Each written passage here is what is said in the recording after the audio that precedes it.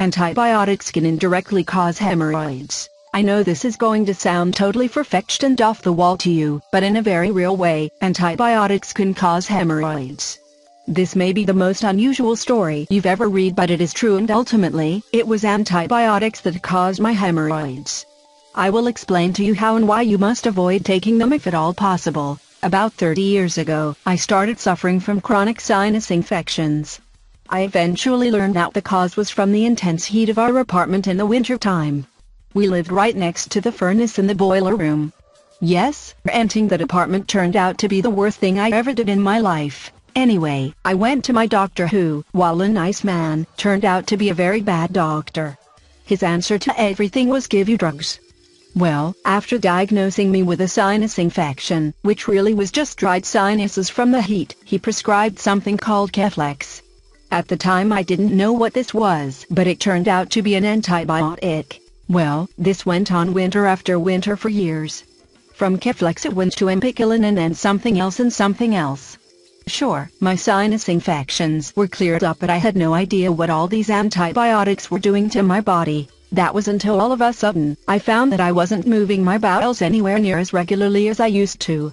I also wasn't digesting my food as well as I used to. To make a very long story short, many years later, I was diagnosed as not having the proper enzymes in my stomach in order to digest my food properly.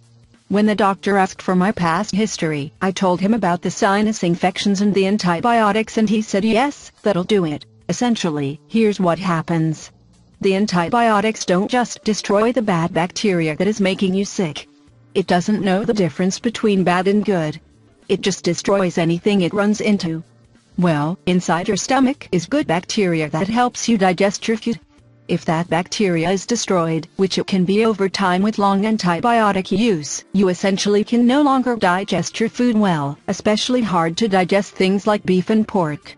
Well, when this happens, it makes moving your bowels very difficult, which can lead to hemorrhoids, which is exactly what happened to me. Now, the good news is you can take a product like Activia to put that good bacteria back into your system. I personally haven't tried it because I'm lactose intolerant and can't eat the stuff that the enzymes are in. But I've heard from a lot of people that it really keeps you regular. So you might want to give it a try if you think that might be your problem. For me, however, it was too late. The horses were already out of the barn. I was already suffering from stage 4 external hemorrhoids, and no enzyme was going to cure that. Fortunately, I was able to beat my hemorrhoids, and you can read my story in my signature. It's only 10 pages and it just might change your life. In the meantime, please avoid taking antibiotics if at all possible. For sinus infections, take a nasal spray to keep the sinuses moist. In most cases, that's all you'll need. Discover how I cured my hemorrhoids 100% naturally in 2 days without ever being bothered again. Click below now, get free report.